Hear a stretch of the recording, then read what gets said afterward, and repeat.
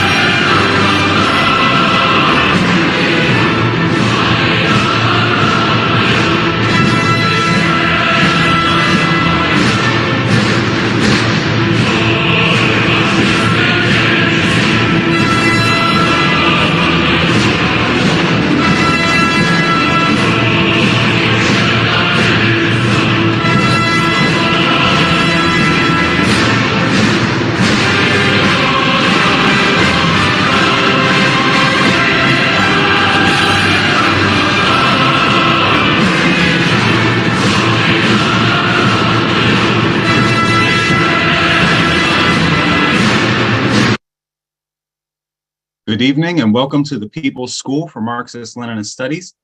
Today is January 31st, 2023. Today is actually the 80th anniversary of the surrender of the Nazi general at Stalingrad. Thursday will be the actual 80th anniversary of the end of the Battle of Stalingrad, the victory at the Battle of Stalingrad. And that is what our class this week is on. All right, Comrade, you want to give us a little bit of a start up to this? Yes, comrade. First, that song we just played, it's called The Sacred War. I believe you heard it before in our class. But anyway, that song is what is considered the national anthem of the Great Patriotic War. As you know, the war started on June 22nd, 41. Within 48 hours, this guy named Alexander Alexandrov, the Red Army Choir, he composed that song, the Sacred War, and it's played every May 9th at the Victory Day Parade on Moscow. It's played there at the very beginning at 10 a.m. precisely. Okay, so we're gonna have 3 parts in this. The first part is a prelude to Stalingrad. The second part is a timeline of the battle, the main stages, and the third is the aftermath. Okay, so we're going to start now with the prelude. Okay, comrade. So the invasion of the USSR began on June 22nd, 41, codenamed Barbarossa. It was the largest invasion force the world had ever seen. 3.8 million soldiers on an 1,800 miles long front, stretching from the White Sea in the far north to the Black Sea in the south.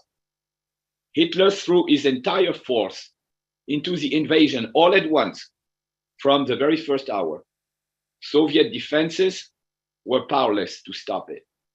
Germany advanced at a rapid pace throughout the whole front with 3 objectives: Leningrad, Moscow, and Kiev. Entire Soviet armies were encircled. In September, the Wehrmacht surrounded Leningrad and it captured Kiev. By November, it was at Moscow's doorsteps. The Red Army was able to launch a counter-offensive in December, and the Germans were pushed back 200 miles west. Moscow didn't fall. For the first time, the alleged invincible Wehrmacht was beaten. By the end of 41, the German army had captured 3 million Russian POWs, and by February 42, 2 million of those were dead. The whole of Crimea was in German hands by the fall of 41, except for Sebastopol, that continued a stubborn resistance. The Red Army managed to land 40,000 troops in the Kerch Peninsula at the eastern tip of the Crimea by the end of December 41. By the way, the Kerch Peninsula, if you remember last summer, the Ukrops, the Ukrainians, they destroyed the bridge of Crimea. It joins Russia proper to the Kerch Peninsula. So you know what that is. Okay, but in May 42, they suffered a disastrous defeat and retreated towards Russia proper across the Sea of Azov. At the same time, the Red Army suffered another defeat at Kharkov. You all know Kharkov, because of what's happening in Ukraine right now, right? And it opened wide the Donbass to the Wehrmacht. Finally, the fortress of Sebastopol on the Black Sea in Crimea fell in June 42 after an heroic resistance of 9 months. It was an orderly withdrawal directed by the Soviet Navy. Sebastopol was a defeat, but unlike Kerch and Kharkov, it was an honorable defeat. And so began the dark summer of 1942, with 3 defeats back to back. Hitler was now ready for his master plan, Operation Blau, pushing to the Don and the Volga, conquer Stalingrad, and at the same time, pushing towards the Caucasus and the Baku oil fields right by the Caspian Sea. If successful, Hitler believed it would bring Turkey into the war on Germany's side and also open the door to Iran, Iraq, and ultimately India. Hitler's plan was ambitious, especially capturing Stalingrad and the Caucasus simultaneously, not one at a time. Okay, I just wanted to say the Baku oil fields that were just referenced are still very relevant today. British Petroleum actually gets 30% of all of the crude oil for the UK out of the Baku oil fields. That is why Azerbaijan is on the side of NATO and Israel in this upcoming battle against Armenia. Just wanted to say that. Thank you. Thank you. So for once, I actually have a little bit of historical context here that I would like to relate to the modern day. And for anybody, even on YouTube or whatever, who's hearing this for the first time, this adds some explanation as to why Putin acted first. So Stalin, the Soviets had a spy in Japan called Richard Sorge. And long story short, he warned Stalin that the Nazis would invade. And for whatever reason, and comrades can clarify, but Stalin basically didn't believe him. And we all know what happened, right? The Nazis invaded. So that's why I think Putin did the first thing. He will not have what happened in World War II ever happen again. Thank you for your time. Yes, and I want to add to that as well, that historically, Ukraine and to a certain extent Belarus as well, has been basically the highway that Western powers have used to invade Russia during the Russian Empire, during the Soviet Union, and now with the Russian Federation. So it's really important to keep that kind of geography in mind, comrades. Yeah, I can give clarification to comrade and comment regarding Sorge and Stalin. During this period, comrades will have to remember, there was a lot of intrigue within the NKVD. You had rats within the NKVD. You had people like Yagoda, You had people like Yezhov, who was later executed for his crimes. There was a lot of intrigue, and this is normal for a lot of intelligence agencies and a lot of like spies. There's double agents, triple agents, and it's a very murky field. The NKVD was getting intelligence from all over the place, from inside Germany, Japan, and other Axis nations on what the Germans were planning to do. And if you listen to Grover Furr and even bourgeois historians like Stephen Kotkin, the conclusion is that the Soviets did prepare for the German invasion. It's just that they didn't know exactly when and with what strength the Germans were going to strike. They were getting mixed reports from everywhere. Some people said the Germans were going to attack in spring of 1941. Some people said summer. Some people said fall.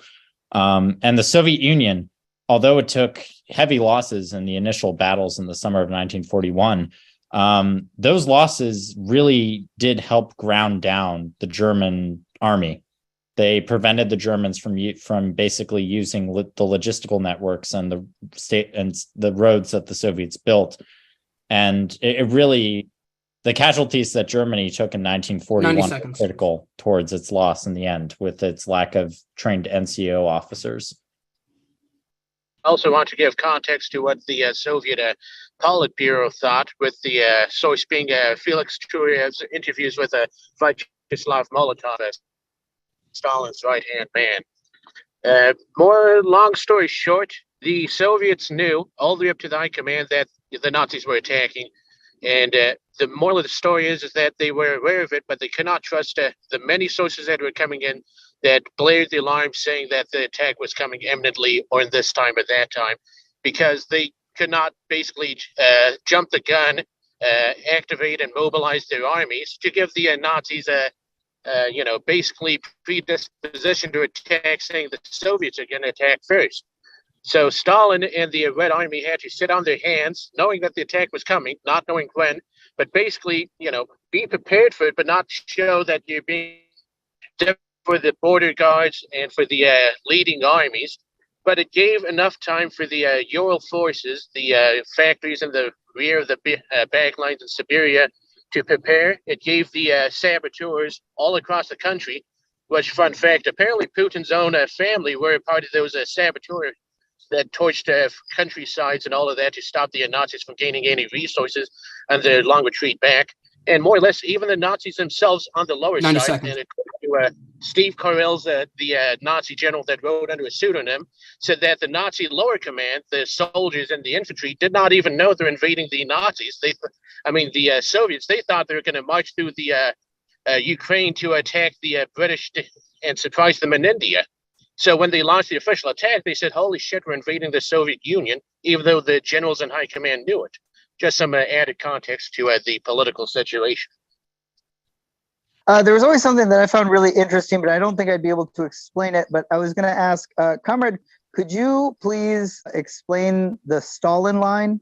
There was a line of defenses that went from north to south on the territory. I think they had a bunch of just deep bunkers. Well, from what I understand, there was two frontiers, the frontier before September 39 and the frontier after. So the frontier after wasn't quite prepared at the time, the Brest area, it wasn't quite prepared. But I believe the previous frontier was, they were in the transition time. Basically Stalin really thought that the war would come in 1942, not 41, because he never thought Hitler would fight on two fronts. Also, he didn't want to give a pretext by do the mobilization, like I said, because during World War I started the day after the Tsar Nikolai Romanov ordered the mobilization of the Russian army. So he wanted to get more time to prepare, Okay, so the big German summer offensive began on June 28th, 42, over a wide front. The Donbass was overrun and Lugansk fell on July 19th. Then Rostov by the Sea of Azov fell on July 24th. That is when Stalin put his foot down and issued the order number 227, known as, quote, Soviet soldiers, not a step back. It energized the Red Army, quote, every soldier must be ready to die the death of a hero rather than neglect the duty to his country. And thus began the Battle of Stalingrad. Broadly speaking, it may be divided into 8 stages. First stage, July 17th, August 4th. On the strength of not a step back, the Red Army fought stubbornly inside the Don Band and slowed down the Germans, preventing them to capture Stalingrad in one sweep. Second stage, August 5th, August 28th. The German Sixth Army conquered the whole inside of the Don Band and moved towards Stalingrad from 3 directions, south, west, northwest. Third, August 19th, September 3rd, intense fighting between the Don and the Volga. The Germans made it to the Volga just north of Stalingrad. They rejoiced, having reached the borders of Asia. Then on August 23rd, Hitler rounded up every single bomber of his entire Luftwaffe, means his Air Force, and he ordered the leveling of the whole city. 40,000 civilians lost their lives that day, one of the bloodiest air raids of World War II. Stalingrad was reduced to a giant pile of rubble. Hitler had hoped the bombing would break Stalingrad's defenders' will to resist. It didn't.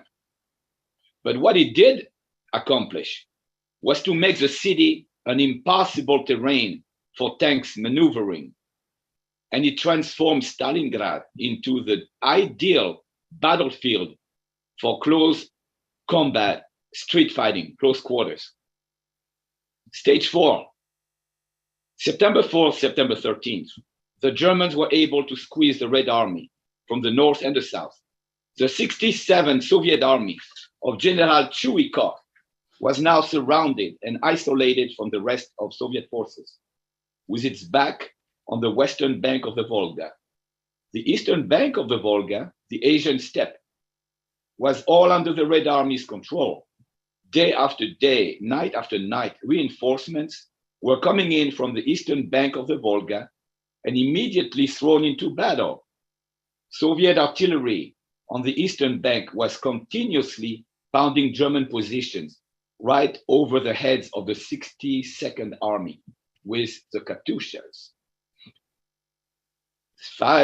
Stage 5, September 14th to November 18th.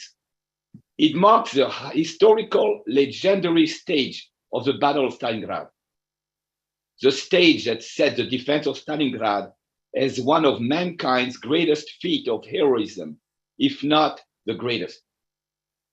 A special place in history belongs to the Rodimtsev division. Alexander Rodimtsev, he was a hero of the Spanish Civil War, where he earned the title of Hero of the Soviet Union. During the Battle of Stalingrad, he commanded the 13th Guards Rifle Division, 10,000 men strong. It entered the battle on September 14th and was ordered to clear the center of Stalingrad and to occupy Mamayev Kurgan Hill. It's 100 meters tall, 300 feet, which overlooks the entire city. Rodimtsev declared, quote, I am a communist. I have no intention of abandoning the city.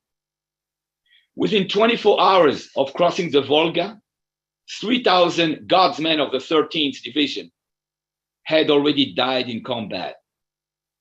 In one building, after running out of ammunition, a guardsman took his bayonet and carved on the wall, quote, Rodimtsev's guardsmen fought and died for their country here.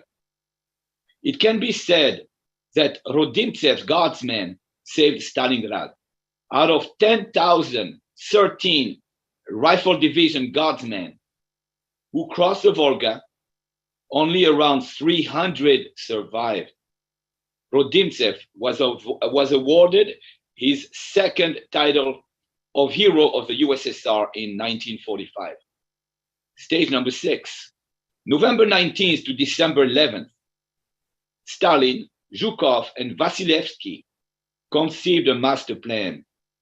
The Red Army dropped the hammer, launched a counteroffensive that destroyed Italian, Romanian, and German troops outside Stalingrad and trapped the Sixth Army into a cauldron. In German, you call it Kessel, inside Stalingrad. It was the beginning of the end for Hitler's crack army.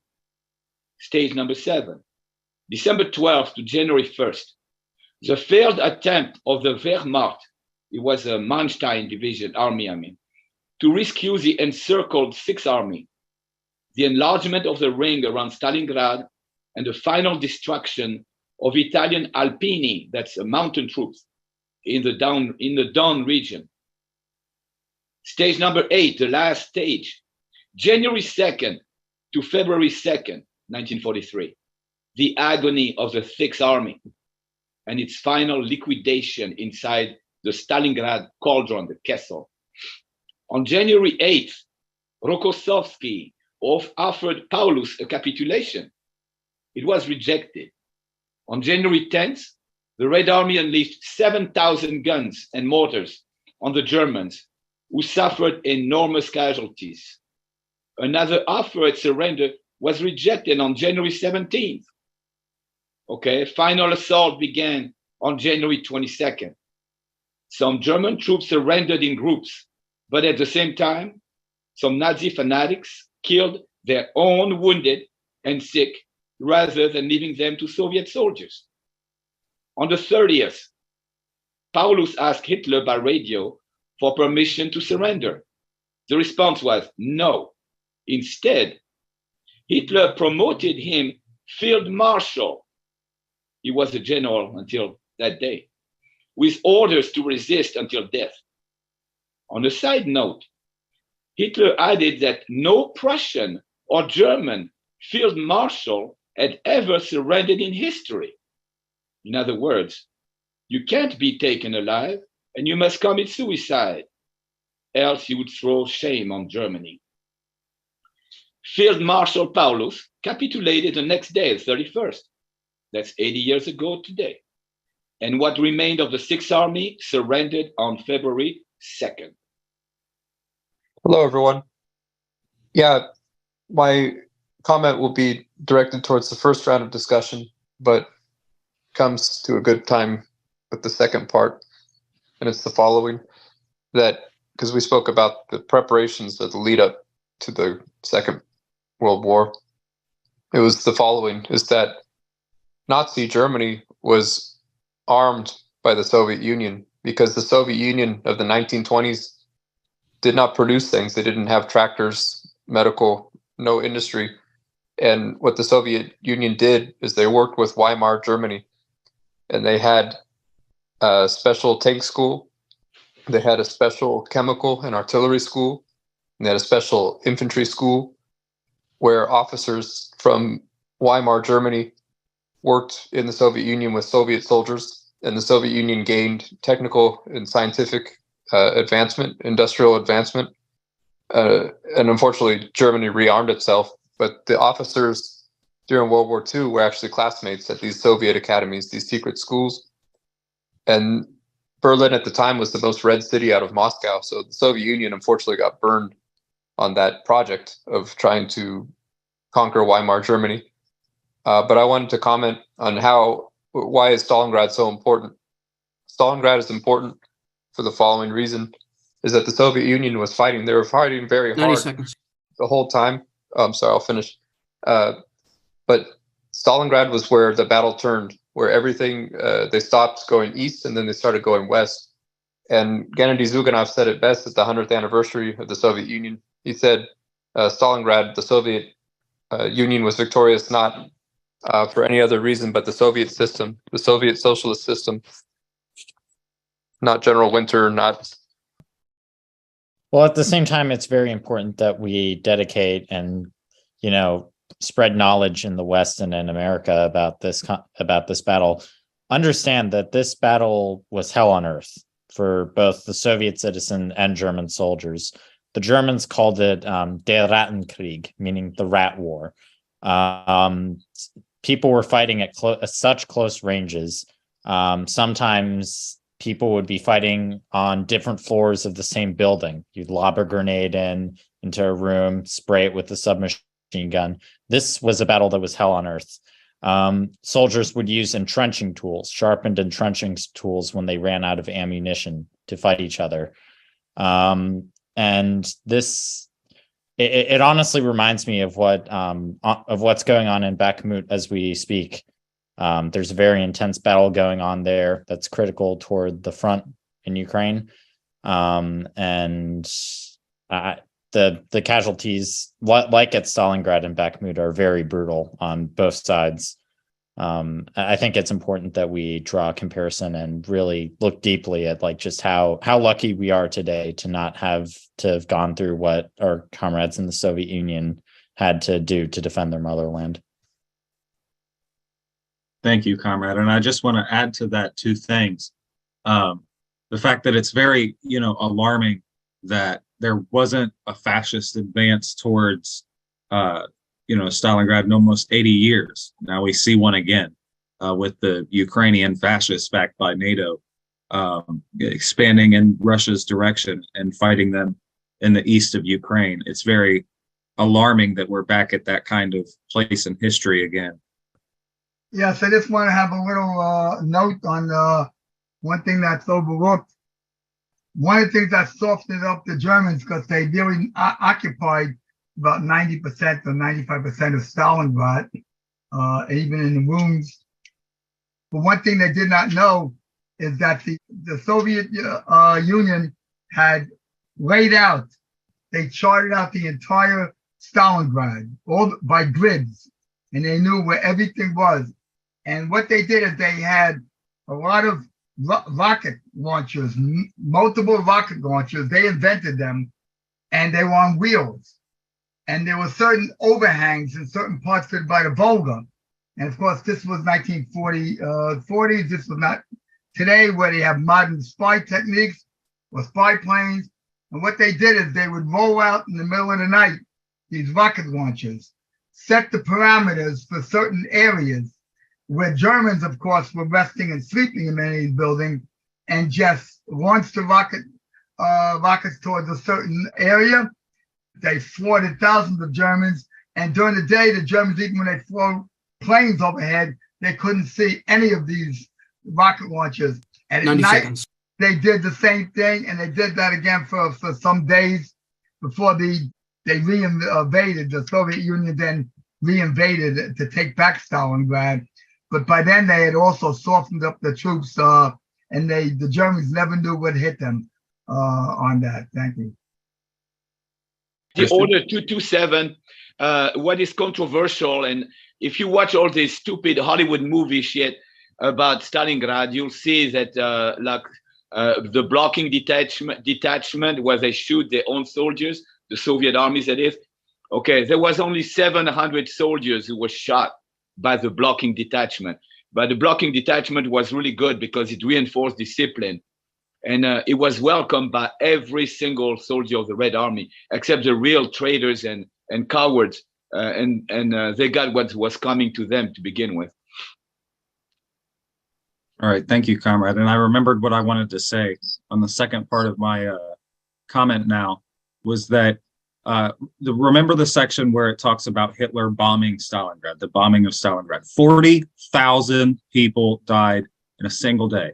40,000 people. Here in the United States, we still have so much sorrow in our hearts for a day when 3,000 people died on 9/11.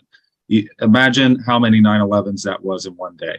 Just, in a way of us comparing what we've gone through to that. It was hell on earth. I'm not sure if it was Stalingrad or Leningrad or both, but I remember there was also reported cases of people that were so starved during the battle by all this warfare going on around them that they would eat rats, they would eat wallpaper. It was the kind of thing that it was the kind of event that really made you go to the most desperate, methods of staying alive. And what's really important to remember at the time is that a lot of the world didn't even think that the Soviets would make it through this. And the fact that they did, and they actually had the victory there, it really showed the whole world that the whole world war could be turned around. So I just wanted to add that in there. I want to ask, what battle did you say is occurring now? Did you refer to in Ukraine that's happening right now again? It's currently the Battle of Bakhmut. Of course, though, the term I prefer to use for the city is Artemorsk, which is the Soviet term for the city before the Ukrainians changed it to the Tsarist name. Okay. That's right. It was named originally after Comrade Artem. He was a Bolshevik commander. And in 2016, this asshole, Poroshenko, he reversed the name to Bakhmut. So I tell you what, as soon as the city is liberated, it's Artemovsk. Hey, comrades. I heard a couple months ago about a anti-aircraft regiment that was completely a women's regiment, which was the 1077th Regiment, anti-aircraft regiment. And I had heard that the 16th Panzer Brigade was just destroyed by this anti-aircraft regiment of like 83 women, and they did it all with anti-flat cannons. And I guess some historians would say that it's actually one of the reasons why Stalingrad kept its supplies and its oil from the Caucasus Mountains and all the oil fields over there. And some of them have actually said that it's one of the reasons why Stalingrad was saved by this regiment also. And I'd like to point that out. Thank you. Yeah, to segue again on what mentioned, yes, it was true. All residents, but because most of the men were, again, in the army itself, it mostly went to women. And yes, they didn't really have anti-aircraft, but they adjusted. And there are pictures showing all of these women that defended Stalingrad until Stalin could get the Red Army in there. And yes, they did a humongous, wonderful job, but most of them did die. I mean, they were there at their posts, and the only reason why they stopped was because they were dead. But they did make it so that the Red Army finally got in there. They gave the time to get the army in there into Stalingrad and start the reversal. All right, thank you, Comrade. So what I want to do now is go back to the presentation. We have, I think, 3 bits of video to show from the documentary from 1978, The Unknown War. And before I start that up, Comrade, would you like to give just a little bit of a background to the Unknown War and how it was kind of censored here in the US? Yes, absolutely. Okay, so it is known as the Unknown War. And it was done in 1978 and early 79 by a cooperation of Soviets and Americans, documentary makers. And they made this beautiful series, 20 series, each one 50 minutes or so, about the Great Patriotic War, okay? And it was narrated by Burt Lancaster, a famous Hollywood actor from the 40s, 50s, 60s, 70s. He died in 94. Now, Burt Lancaster was a fellow traveler of ours. He was, like Nixon called him, an enemy of the state. And at the time of the un-American committee shit that they had during the Cold War, he fought against it. So, he was very progressive. He wasn't a member of the party, but he was definitely on our side of the barricade, Burt Lancaster. So that's the one who's talking. You're going to see it. On September 13th, the Germans managed to break into the city proper.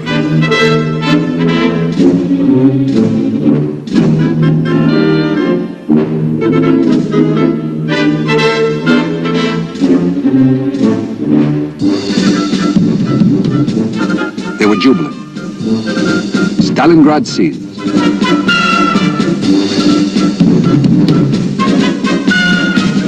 Goebbels announced the demise of the city named after Joseph Stalin.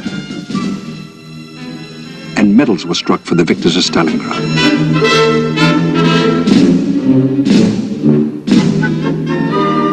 In the field, the issue of awards for valor was prodigal. The Wehrmacht was congratulating itself on its extraordinary achievements.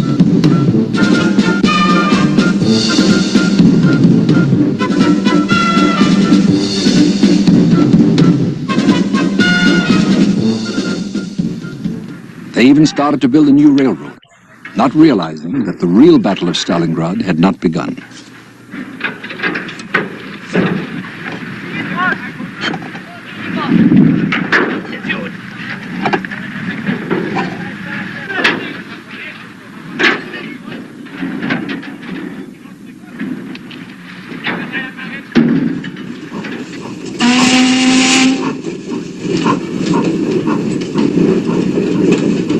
Their mood was one of soldiers who had won a great victory. The letters home were exuberant. Today I wrote to Elsa, we shall soon see each other. All of us feel that the end, victory, is near.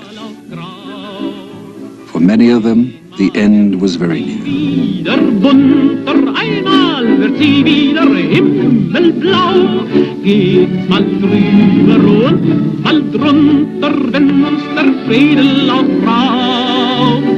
Davon geht die Welt nicht unter, die wird ja noch gebraucht.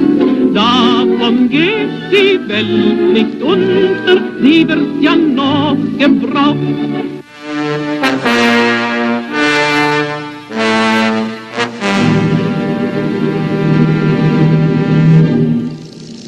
The battle for Stalingrad continued. The fighting took on a new character.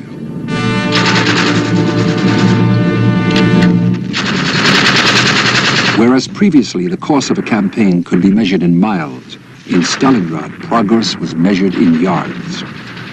In one 3-day period, the center of the city changed hands 5 times.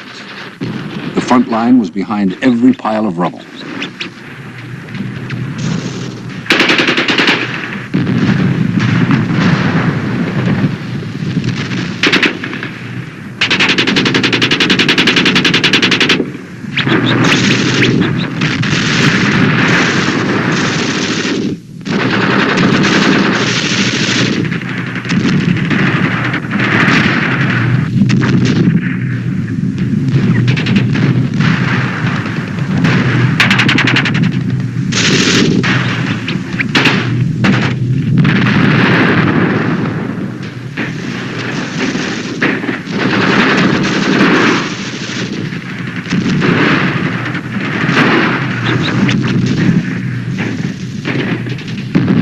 Stalingrad was a general's nightmare.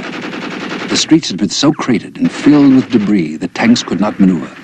There could be little air support. Situations changed so rapidly that artillery was useful only at point-blank range. The lines were only a hand grenade throw away from each other, sometimes as close as different floors in the same house. Often the fighting was hand-to-hand.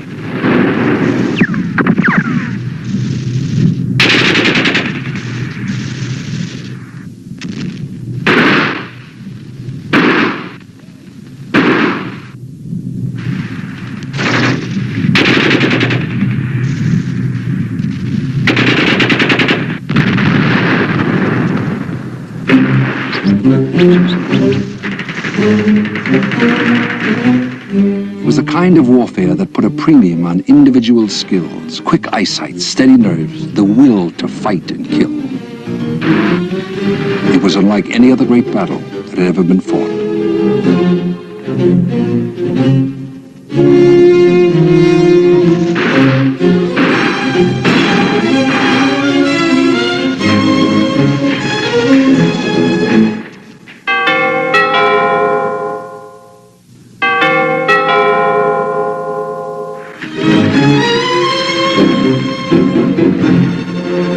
In one building, 20 Soviet soldiers of different nationalities fought off all attacks for 58 days.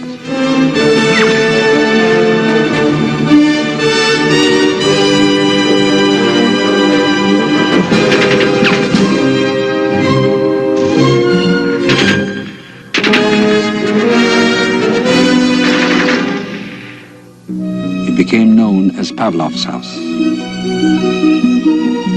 In honor of Sergeant Yakov Pavlov, commander of the group. In 1970, Pavlov told a story to people the age he was when he fought in 1942.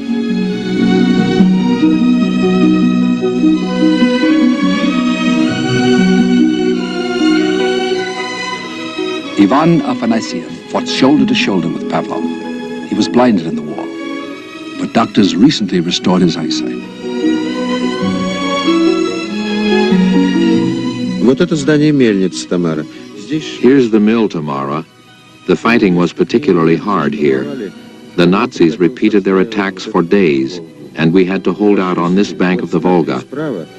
Over there, see that structure? They broke through to the Volga. We only had a narrow strip of land here. There is no land for us behind the Volga, said Vasily Zaitsev, the sniper, giving Stalingrad a motto. Matvey Putilov, a signalman dying of wounds, put live wires in his mouth to re-establish communications. General Rodimtsev, a veteran of street fighting in Madrid in the Spanish Civil War. Rodimtsev brought his infantry division across the Volga to reinforce Stalingrad's defenders. His men were sent into action battalion by battalion as soon as they got off the ferries.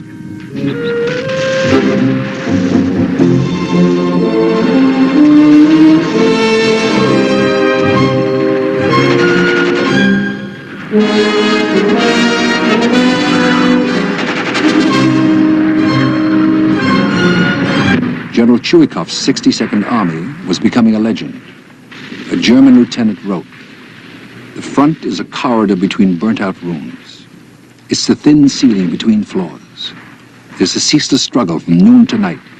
The street is no longer measured by meters, but by corpses."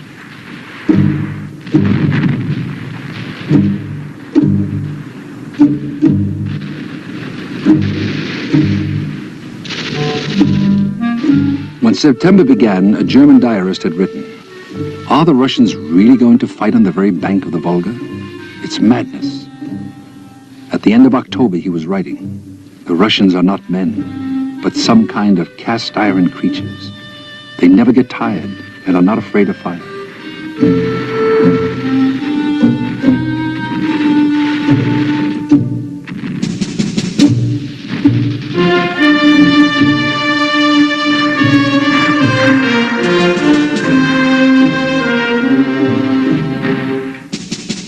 They took an oath over their dead comrades. "We swear to the last drop of blood, to the last heartbeat, we shall defend Stalingrad."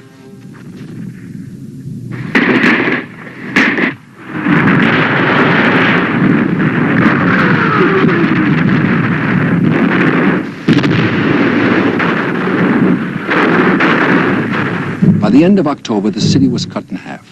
The Soviet positions had shrunk to a few pockets of stone, nowhere more than 300 yards deep. General Chuikov exhorted, "Act more ruthlessly with your grenade, your Tommy gun, your dagger, and your spade." Marshal Chuikov. Я вспоминаю, когда мы стояли на последнем командном пункте. Our last command post was within 10 or 15 yards from the water's edge, I recall. It was very hard fighting between our 62nd Army, later the 8th Guards Army, and the Nazis. They had great superiority. Эта победа именно была потому что за нами стояла Великая Русь. Behind our backs was Great Russia and the Great Volga, Mother Volga. That was the ultimate goal of the Nazi attack. And at the same time, it became the grave for many of them.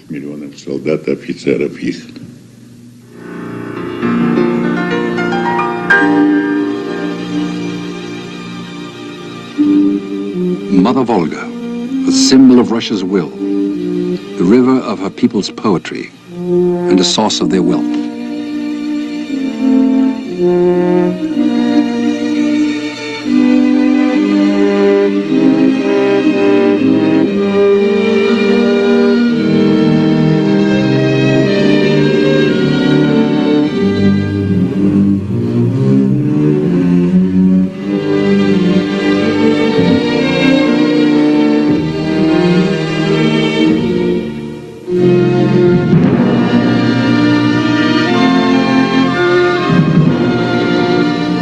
Little direct effect on the battle. The Volga flotilla made some hit-and-run raids on the German positions on the West Bank. It was aggressive enough to attract the attention of the Luftwaffe.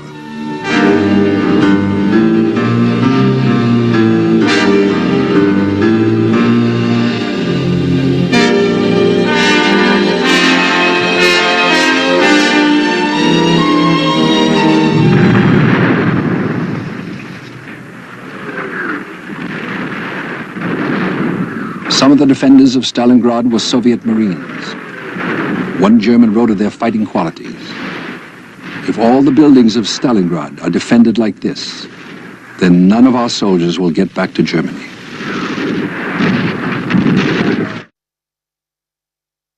All right, we're going to stop for another round of questions and comments real quick. I know this class is about the victory at Stalingrad, but in that video, it was pretty amazing to me that back when this was made in 1978, they said that recently that soldiers' vision was restored. You know, today it's still seen as a miracle if people's vision could be restored. Yet here we are 50-ish years ago, hearing that the Soviet Union restored the vision of someone who lost it during the war. Just wanted to say that. Yes, okay. Just before I start, I want to quickly say the Soviets' ability to do eye surgery was fantastic. In fact, they invented the LASIK operation, which is was formulated and actually changed somewhat, modified, but they were the inventors of the LASIK operation. Karen brought up about some of the heroism of the women. And I want to add to that, in that originally in the war, a lot of women wanted to be snipers. And originally it was scoffed at. But they soon found out that women made better snipers than men because of the composition of their bodies and body fat under the tissue. They were able to submit to much lower temperatures. And also they were much more patient than men. And out of 2,000 snipers that they had, they incorporated into one brigade, 1,500 died. Two of the greatest were Rosa Kalinka, who was 20 years old and they were ordered by everybody to pull back. She refused. She wrote a letter to Stalin saying that she could not go back and she was going to desert a unit and go forward. And she was killed before her 20th birthday. She had 109 90 kills. seconds. And one more, I just have to do 30 seconds. The greatest sniper in history is Ludmila Pavlichenko, who was Ukrainian nationality. And actually, she was so feared that the German soldiers referred to her as that Russian bitch. She had almost over 400 kills. And she was so famous that Russians who were hardened, they didn't even worry about airstrikes or artillery strikes. When they knew she was in the area, 2 minutes. Shitting in their pants. And they even actually sent out whole squads of snipers to try to get her. After a serious wound, she wanted to go back. Stalin told her he had an assignment for her, sent her to the United States. And she went to the United States with Eleanor Roosevelt to basically raise the war fever, to get the United States into the war earlier. Thank you. Yeah, I just I remembered as I was thinking about the order that Stalin gave as no step back, and I remember that the Marshal Stalin and all the other marshals, they had studied the Nazi advancement into Western Europe, and they studied all of the Panzer divisions and how they use the tanks to encircle and break through, and they actually use the entirety of the Soviet Union from the western side. They broke it up into 3 phases, and they used the first phase with all the troops and the aircrafts and the tanks. And so when a breakthrough would happen and they would encircle, what the Soviets would do is they would immediately retreat, consolidate, and those that were trapped in encirclements, that's when they would that's those troops that would be encircled, they would immediately retreat inwards and start the partisan campaigns. And that's all the guerrilla warfares in Belarus. And then the ones that did retreat, they'd go back into the second line of phase. And then once the Germans would go right in and break through and encircle again, they do the whole thing over again. They would retreat, and that last third phase, which is the gates of Moscow, which was the Battle of Stalingrad, was that last line of defense, where the entire army was actually strongest and consolidated. And that's when that whole German offensive stopped. And the Soviets were able to hold it, and then they were able to break through and turn the tide against Nazi Germany. That's all. All right. Thank you, comrade. We're going to go ahead and go back to the presentation now.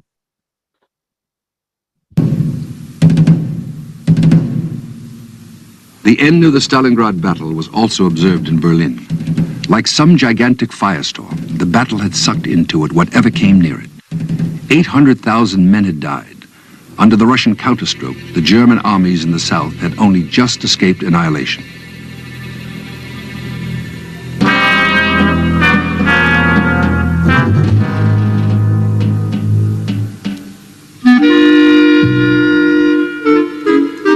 Hitler's best hopes for victory over the Soviet Union had been extinguished.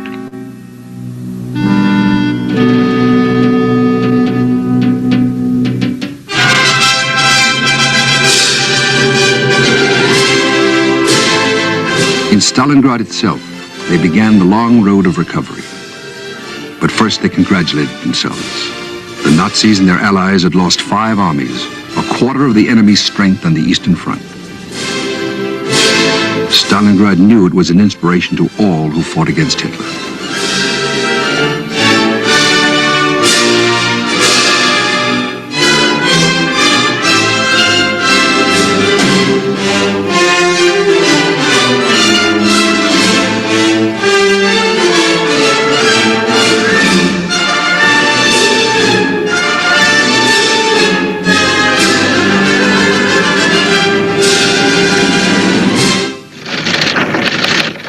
Around the world, the victory was recognized for what it was, a turning point in World War II. From now on, in the East, the Wehrmacht's posture must be fundamentally defensive. From now on, the Red Army held the initiative.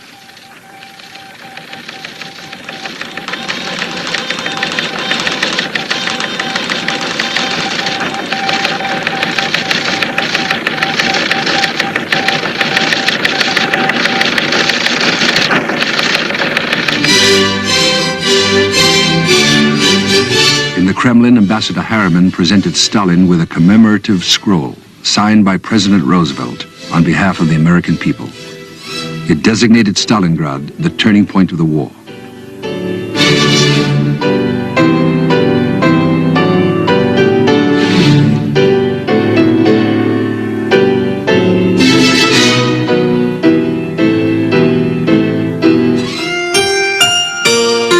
British armorers fashioned a sword of honor, the gift of King George VI to the people of Stalingrad.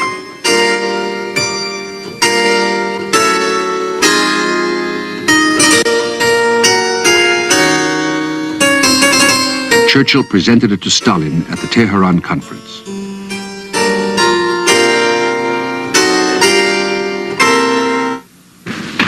It was given to representatives of Stalingrad by Marshal Bedoni.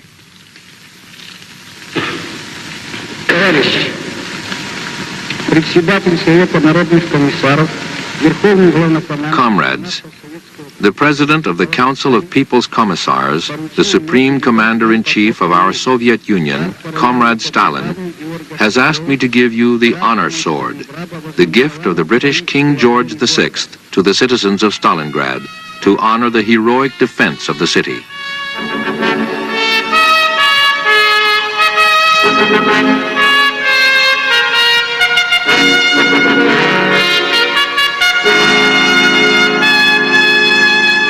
In London, too, they celebrated. Sir Anthony Eden, the Foreign Secretary.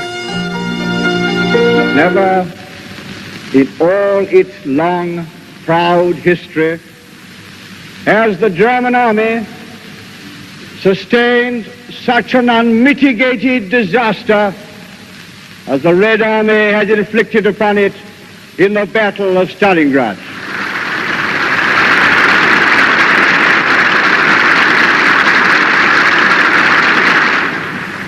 Hitler has been out-generaled, outmaneuvered, and outfought. And we've had one other additional bit of good news lately, of which I hope you all took careful note. It was with a feeling of deep relief that we all read that Hitler was to continue to control the German war machine.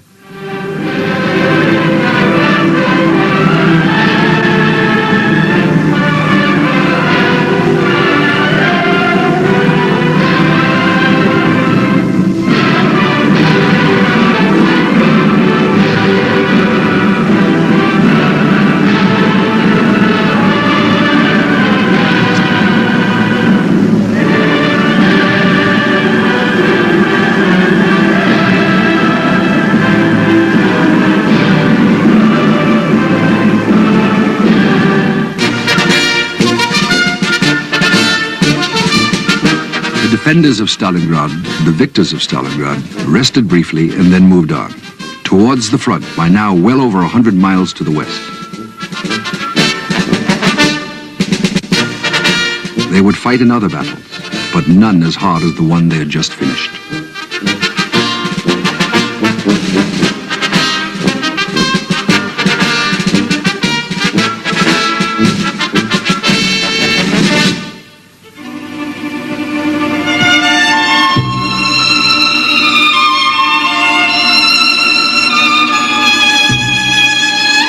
It was safe to leave their shelters now, safe for the civilians to take over the battlefield that had been their homes.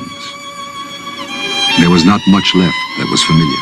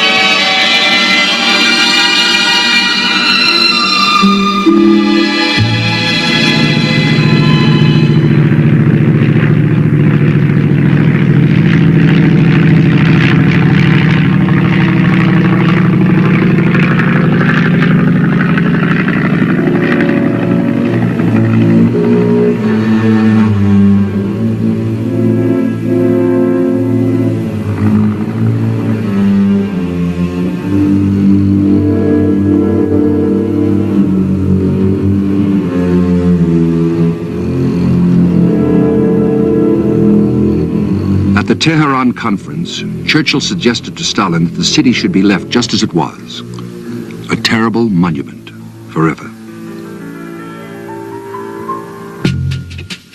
But the Soviet people needed the city to live again. And live it did, after years and years of labor. A gleaming testament on the banks of Mother Volga.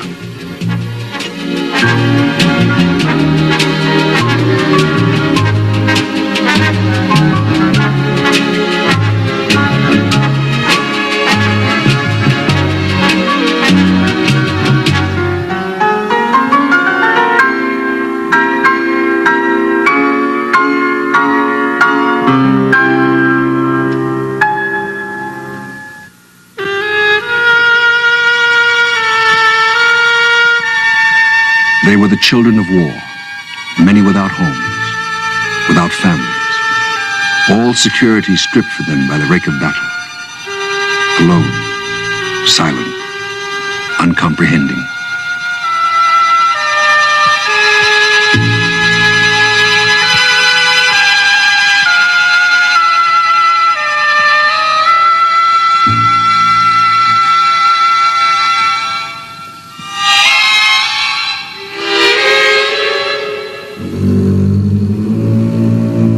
There was mortal danger everywhere. Mines, booby traps, live ammunition, unexploded bombs. They could not yet begin to clear the debris.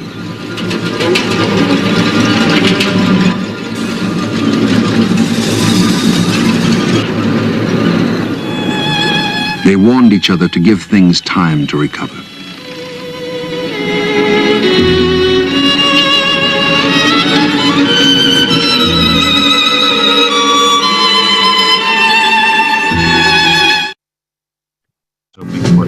But here we go.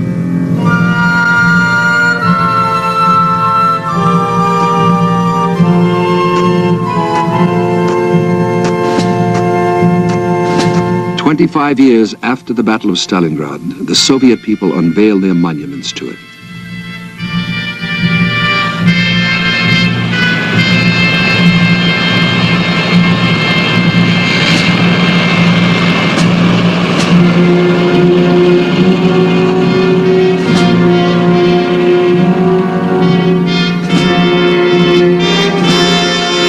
Leonid Brezhnev, General Secretary of the Central Committee of the Communist Party of the Soviet Union, said this. 25 лет назад наш народ, наш советский строй одержали здесь. 25 years ago, our people, our Soviet system, won a great victory here on the Volga banks. Here, our Soviet motherland had to stand the most severe trial of its history. Здесь, на Мамаевом кургане, где, как говорят, к концу боев... Here on the Mamayev Hill, where they say by the end of the battle there was more metal than earth. All of us think now of the staunchness of our people, of all the things they had to endure without wavering, without any doubt in imminent victory. The victory at Stalingrad was not only a victory, but a history-making feat of arms. Была историческим подвигом.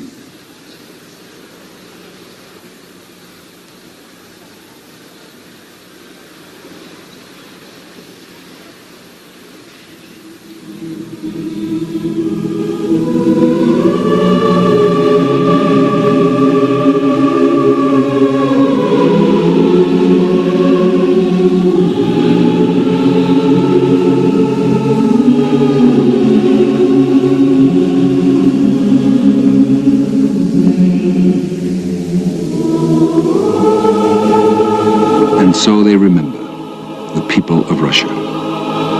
The Russian people love flowers and treasure them. Flowers are precious to the Russians. Remembering their dead, they are prodigal with them.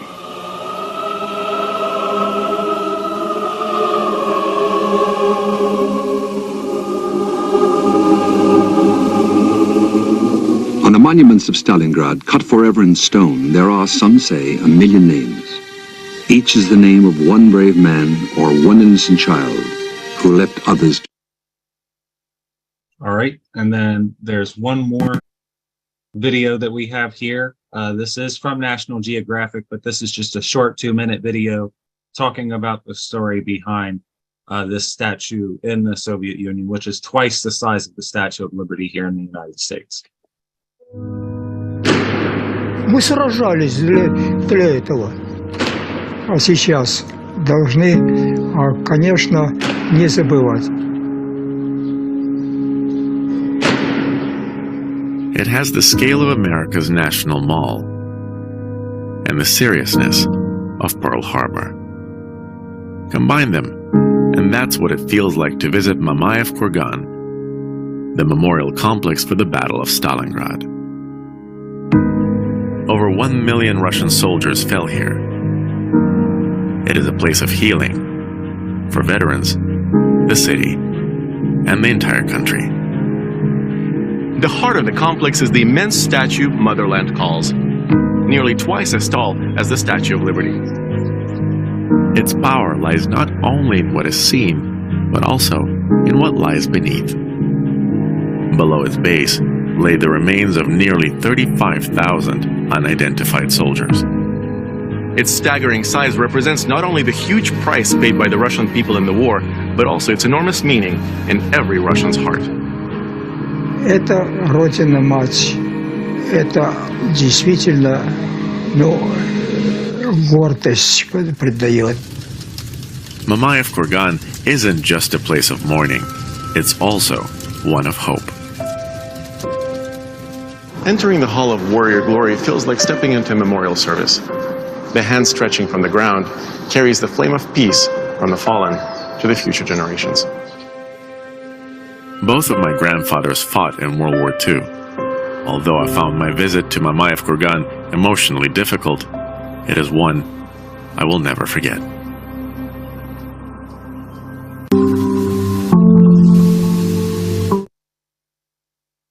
All right, we'll stop for our last round of questions and comments tonight.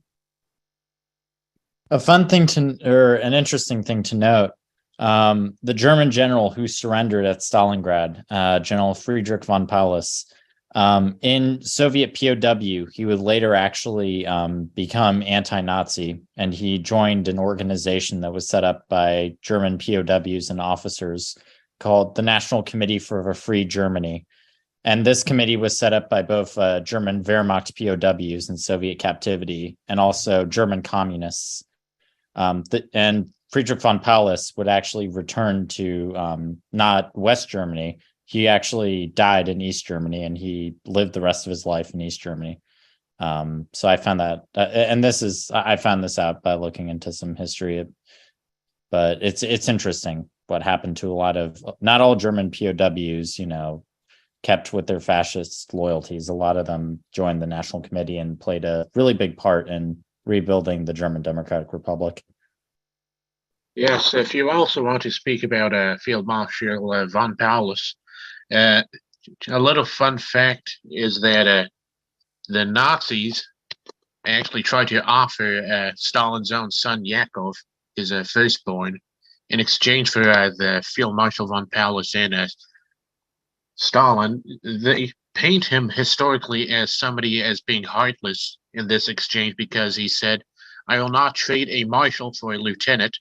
But the seriousness is that Stalin understood the fact that this was a people's war and that all people not only must have to serve, but also suffer great sacrifice for, the homeland to stay safe in this war of genocide. So Stalin had to proverbially bite the bit and basically sacrifice his son in an unequal exchange. And, as well as his son later dying in a concentration camp at the hands of the Nazis. So the basic history is that von Paulus has a, heavy history behind him and, things that happened, the people that died to help bring him to the side of, fighting for the East German Republic. And that's all. One of the things that I might like to show before we hang up for tonight is a slide that I had to go past at the beginning of this, just to give some geographic context to this whole presentation. This is from the beginning. This is a map of the region. Okay, so I think that most of us are familiar with Ukraine and Russia on a map. We know where Crimea is. It's right here. And you can see this is, the globe. This is where we're at. We're in between Europe and Asia, and between, Russia proper and what, we think of as the Middle East nowadays. This is the Caucasus region. You have the Black Sea over here on the left. You have the Caspian Sea over here on the right. The Nazis were advancing from Ukraine. Kiev is up above where this picture is that way. Kharkov is just a little bit up towards that way. Donetsk and Lugansk, of course, that we all know what's going on right there right now. They're over here on this eastern border with Russia. There's Rostov on the Don, which is where the Don River lets out into the Sea of Azov. That's over here. You have Sevastopol over here on the west coast of Crimea. And this is the Kerch Peninsula, which connects over towards Russia. Stalingrad, or what is now called Volgograd, unfortunately, because of the Khrushchev period, is over here on the Volga River. And there's actually a canal that's been built since the war, the Great Patriotic War. It wasn't there then, that connects the Volga and the Don, which is very smart when you consider that now the Caspian Sea actually has connections to the Black Sea, which connects to the Mediterranean and basically world trade. North of all of this is Moscow, of course. Russia's a big country, so it's a bit far up north. Don't think it's just up here somewhere. And this is the Caucasus region in general. These are the Caucasus Mountains. Here's Georgia, where Stalin is from. And then down here in Azerbaijan, you have the city of Baku and the oil fields there. And south of that is Iran and India, which is southeast of that. And remember, at this time, I believe India was still under British control, or I'm pretty sure of that. And so that's over towards that way. And remember that Iran and India are large regions that Hitler wanted control of, because Hitler just had Europe. That wasn't nearly as big as this region over here. So I just wanted to give that to people for some geographic context, because sometimes when you're going through the history of the Eastern Front, nobody explains this kind of stuff to people, and we're all just left to take in all these names of, Eastern Slavic places that we don't know where they're at. And so I just wanted to include that so we all know what we're talking about here. Okay. The victory at Stalingrad was spectacular. Germany and its Axis allies, Romania, Italy, and Hungary, suffered 1.5 million casualties. The elite Sixth Army had been liquidated. In Stalingrad alone, 200,000 Wehrmacht soldiers perished. The proud Sixth Army soldiers who paraded down the Paris Champs-Élysées in June 1940 in their shiny leather boots were now vanquished, and survivors faced a long trudge in the steppe through snowdrift towards the POW camps. Partisans all over Nazi-occupied Europe were energized, and resistance spread like wildfire. Stalingrad was an immeasurable boost to Soviet and Allied morale. Final victory over the Third Reich seemed certain. Stalingrad was a turning point of World War II. There was a before and an after Stalingrad. After Stalingrad, it was no longer a question of whether or not Germany would lose the war, but how and when. In Stalingrad, the Red Army seized the strategic initiative and never lost it until the Soviet flag was raised on top of the Reichstag. All over the world, from America to China, everyone was quick to grasp the significance of Stalingrad. In Britain, it was hailed as the salvation of European civilization. When comparing to World War I, which was very fresh still in those days, the Washington Post wrote on February 2nd that Stalingrad was the Battle of Marne, Verdun, and the Second Marne all rolled into one. Those were the bloodiest battles of World War I. The New York Times on February 4th said Stalingrad was among the most decisive battles in the long history of war. In the scale of intensity, destructiveness, and horror, Stalingrad has no parallel, a life and death conflict which encompasses the earth. And by the way, comrade, about this series, The Unknown War, it was published, like I said, in 78, 79. But if you remember, in December 79, the Red Army intervened in Afghanistan. And you know what happened?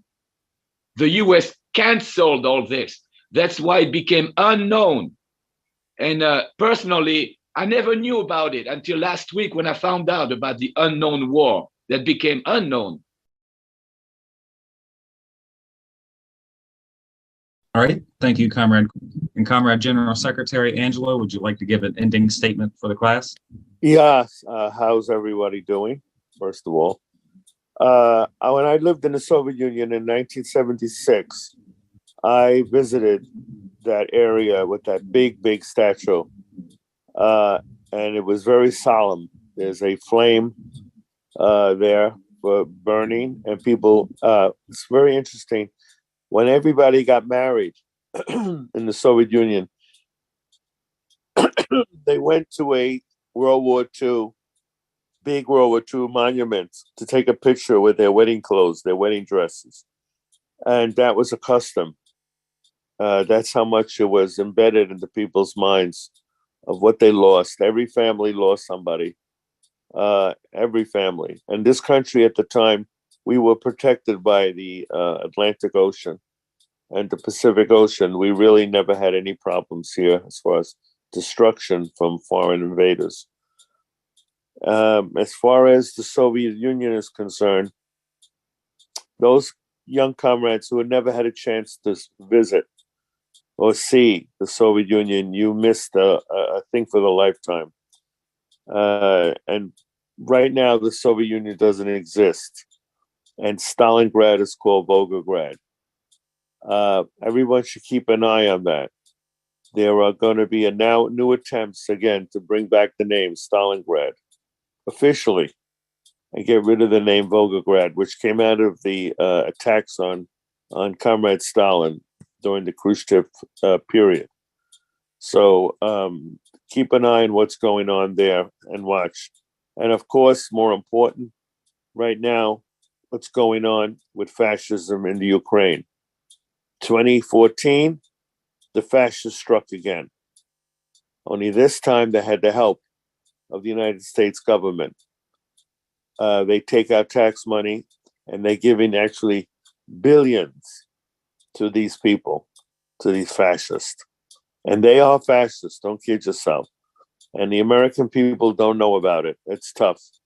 Our job to explain what's going on in the Ukraine today, the fight against fascism in 2023, is going to be a big job. But we got to be on it. Don't allow anybody to go by us if you hear the story of Ukraine. Butt in and explain to people this is not a democracy. What happened in 2014 was all over again. Hitler and NATO today is actually the Fourth Reich. That's what they're doing. Thank you. All right. Thank you, comrade. And what we're going to end with today is the song Katyusha, which is a song that was, I think, wrote before the war, but that is very important when it comes to the Soviet Union and was remembered by a lot of veterans very well. So let me go ahead and share my screen again for that.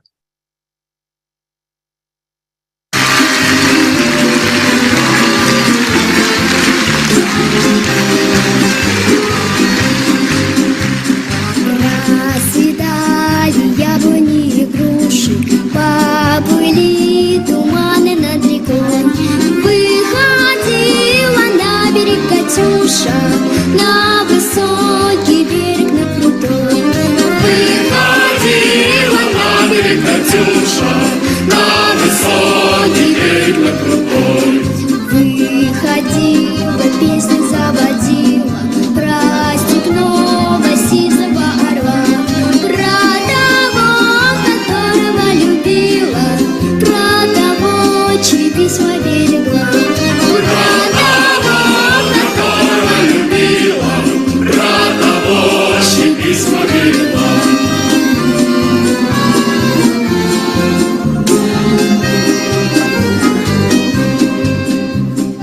Ой, ты песня, песенка девичья, ты лети за ясным солнцем вслед, и бойцу на дальней пограничье от Катюши передай привет.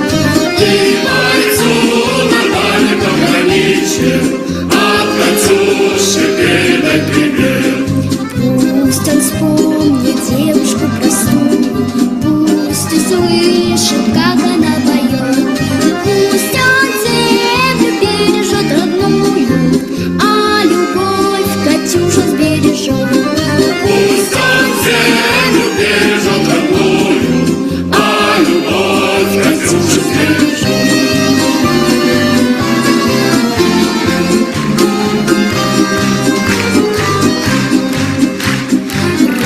Расцветали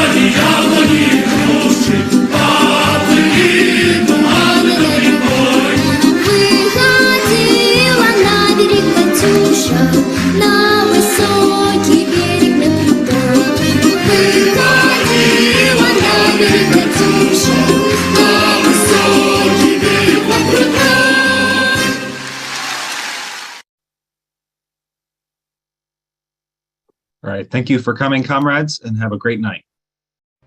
Thank you for watching this full-length class from the People's School for Marxist-Leninist Studies. For more information or to join our free classes, visit our website, check out our YouTube, listen to our streams on Spotify, and chat with us on Reddit.